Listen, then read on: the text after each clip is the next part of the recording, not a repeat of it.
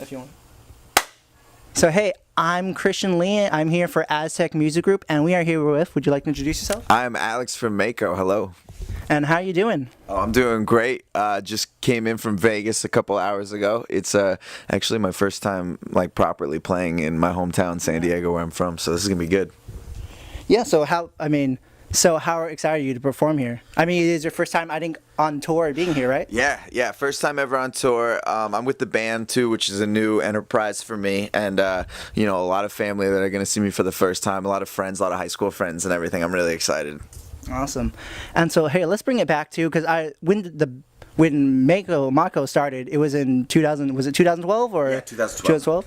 And so I think one of your first big opening acts for you guys performed with Porter Robinson, I think, in Ann Arbor in Michigan? Yeah, so Logan, who was my partner in Mako when we were DJing, he actually went to Ann Arbor, he went to Michigan, and started kind of like one of the first EDM scenes, dance music scenes for that school. I mean, he was hip to it from back when, Daft Punk played Coachella. He was like already plugged in, and in America the wave really hit around the time that I was in college and he was in college, and so he would book these acts and then DJ for open for the set. So he got to open for Dead Mouse, and he opened for Dead Mouse, and some weird punky kid was in between the two of them, and he met him, and it was Skrillex, and Skrillex was just starting, stuff like that. And so when Logan and I formed, he was like, hey, we have an opportunity to go open for Porter, and that is a obvious yes for any DJ. Yeah, that's huge. And also, you're on tour right now, but you have done major festivals before too, like Lollapalooza and Coachella. And speaking of Coachella, it's actually my first time going this year. Oh, nice. Is there any tips you could give me? Honestly, man, just have fun. I mean, you probably already get it. You planned out all the sets you want to get to. I mean, it's a great festival. The Sahara tent where they host the dance music is incredible. But I would also say to make sure you spend some time seeing a couple acts that you've heard about, or it's festivals are insane for being introduced to that new favorite band, and Coachella has so much great stuff going on. And for this year, I've been following this German electro producer called Carpenter Brute, and anyone that's going, I'm like, go check out that set, because I love his music. It really bangs, but he's not at the Sahara tent. So find little artists like that, but otherwise have fun. It's easy to have a good time there. Awesome. And so I actually, read some of your past interviews too, and I guess when you guys were performing, you had an incident during Weekend too? Oh, yeah, on stage. Yeah, that's right. The whole sound went off in our set. And this happens sometimes, but Coachella, and you're in this Titanic stage. There's probably 10,000 people there, which was by far the biggest crowd we'd ever played for. And, I remember actually what happened is right at the drop of a song, I jumped and my elbow hit the pause button. And you felt 10,000 people jump, and then everybody going, what? And then I freaked out because I didn't know what happened. And I looked at Logan, and he's just like, you idiot. And he just pushes play, and it goes off. And we heard from people later on that they were like, that one thing you did where you faked everybody out, that was so cool. And I was like, oh yeah, we do that from time to time. It's just a thing. You think you'll be doing that tonight? No drops tonight. Okay, and so I heard you went to Julliard, is that correct? Yeah, it's true. And so, I know you have a deep musical background, but is your family rooted in music too, or? No, not really. I mean, we had my grandmother played piano and gave us her piano. But I didn't take lessons. I mean, and my family's not. I mean, my parents play very light amounts of piano and guitar, but I just kind of picked it up on my own. I just fell in love with the sounds, and I taught myself how to play piano and taught myself trumpet and French horn, and then that turned into getting private lessons and going to school out here and joining the San Diego Youth Symphony, and then auditioning for Julliard, and then it just kind of took over. So it was just one of those weird things where it was we all have a thing where we're good at or that just speaks to you undeniably, and classical music was it. I don't know why exactly, but yeah, that's what happened. But I think you have just yourself. You have a lot of prestige. You have a cool background, and I think that rubs off on some people too. Because I think I don't know if I'm correct on this, but I think your brother, he's majoring in music composition at Davis? Actually, yeah. So my youngest brother, Sammy, who's like an amazing guitarist, he wanted to go the music route too. Right now I'm in the middle of trying to get him an internship for the summer in LA for the music industry, but he's, a brilliant kid. He's not majoring in music composition, but he's like all over the music program out there. He plays guitar. He's running their, he's high up in their audio department, taking vocal lessons, doing composition as well. But yeah, he's like a beast. Hopefully, if this interview goes well, you could give me an internship. Exactly.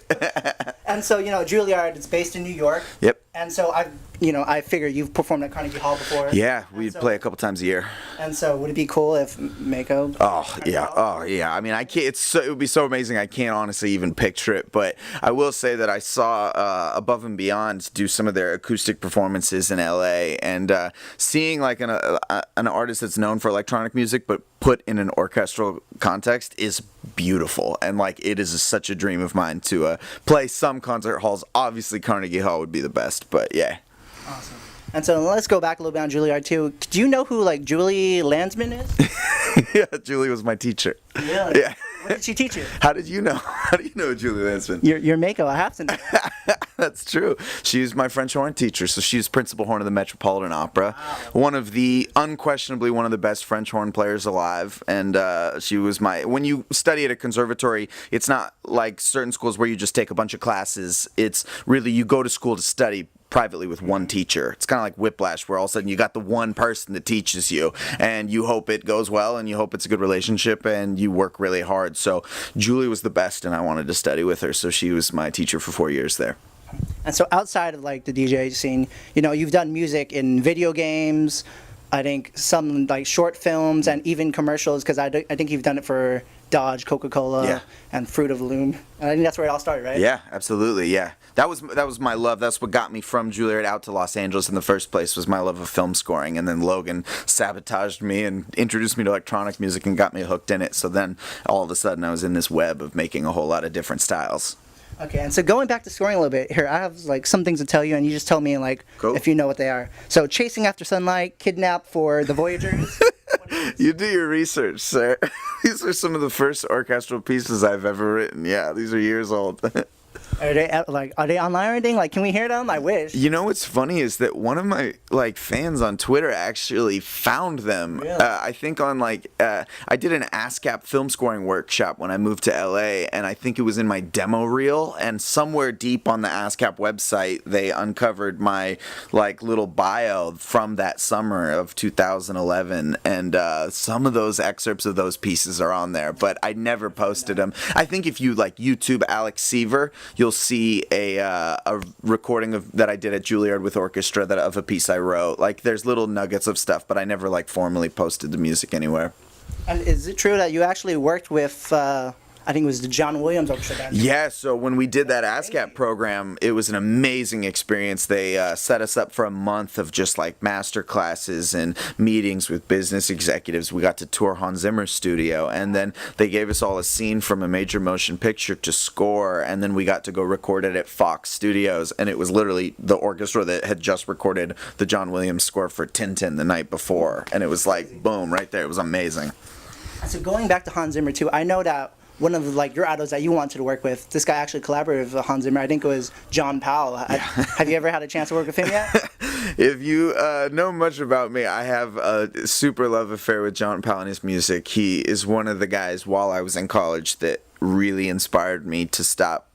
I didn't know I was stopping playing French horn, but to essentially just pick up shop and start writing music full time. It was so inspiring and such passionate music that I couldn't do anything else but write music. And I've never met him before, but this is how great a friend Logan was. For my birthday last year, him and a couple friends had tracked down John Powell's agent and got John Powell to sign several vinyls of my favorite score of his, How to Train Your Dragon. Oh, that's crazy. Wrote me some personalized messages, and I have them framed. And I was choking back tears when he delivered that to me, because it means a lot. I mean, that's some of the music that affects me the most. And I have a framed vinyl of the John Powell, wrote to me, and if one day I could ever be in a room with him, that would be an ultimate dream for me, I think. And so we're wrapping up the interview too. I just have a few questions left. And so at Julliard, you know, did you get in the scholarship? Like, what's it like getting in Julliard? Do you have to pay, or do you usually get in the scholarship? Or I don't know the case for all the students. I was there on a full scholarship, fortunately, because I wouldn't have been able to go if I had to pay for it. But it's brutal. I mean, like, for so many students that aren't on scholarship there, it's hundreds of thousands of dollars of school loans, and sometimes you're a composition major, so how do you make a living after school? So I was super lucky to have gotten a full scholarship there, and that was in part to my teacher, Julie Landsman, who was so gracious to have me set up with that. So thankfully, you know, I was able to get through there and just live the dream of going to that school without really having to like take on years of debt from it. Yeah, awesome. Shout out to Julie Landsman. Yeah, absolutely. But so, you know, you got in the scholarship, but you know, that doesn't really give you like a good scholarship. It doesn't give you money, it just gives you like free admission, you know. Exactly. And so I heard, is it true that you worked at Patrick Ryan's? Yes. I love the straight face of you asking this. These deep questions that I've never been asked before. So, to get myself through college and pay rent, I bartended at a dive bar up in Harlem where I lived, and it was called Patrick Ryan's, and it was a downstairs bar. Very dirty, but very amazing in only a way that the charm of like a regular bar can have. And I would literally play a concert at Carnegie Hall, take a cab in my full coattails, tuxedo, French horn, change into street clothes in the car, put all of it with my French horn in the freezer where we kept all the beer taps, and then I'd bartend until 5 in the morning, and that would be like my weekends. And so I paid for my rent and just food and stuff by doing that, in addition to sort of like my mild-mannered day life at classical music school. That's crazy. Yeah. And so, like, I actually looked up it too. I guess it closed down now. Did it really? Did it close? Changed the patties, but now it's closed. Yeah, it went through a couple overhauls, and it was a dirty place. It doesn't surprise me, but I have a lot of love for it. And so you said you bartended at Patrick Ryan's, and so my last question for you is, if you could make a drink called, you know, Mako, what would it be? Oh, that's a great question. So, if I was doing it for myself, I love drinks with bourbon that are just mixed with like different combinations of ginger and lemon and stuff like that, and a little bit of sugar. I love old fashions. I would probably make something just like that, I think, yeah. Awesome.